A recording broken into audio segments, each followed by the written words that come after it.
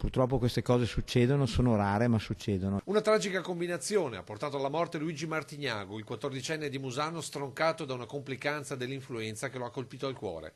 Il virus ha attaccato il muscolo cardiaco, portando al decesso il giovane che da una settimana accusava febbre alta, una situazione che giovedì scorso l'aveva portato anche all'ospedale. Era stato visto al pronto soccorso di Montebelluna e avevano fatto una diagnosi di virosi, quindi una diagnosi di influenza.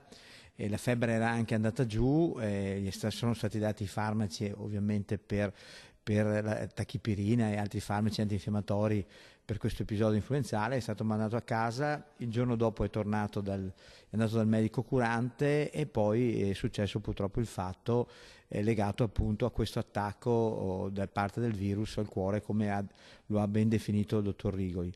Un virus molto aggressivo, secondo Roberto Rigoli, direttore del reparto di microbiologia del Cafoncello, ma nessuna diagnosi sbagliata. Sono cose rare e quando succedono chiaramente mandano in crisi anche noi medici, mandano in crisi il sistema.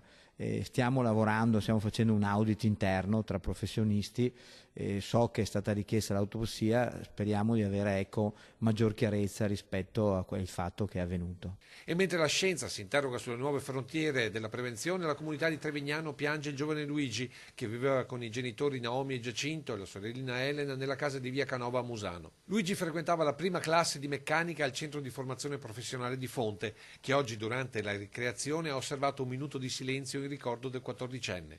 Sconforto anche al Ponzano Calcio, dove Luigi giocava nelle giovanili.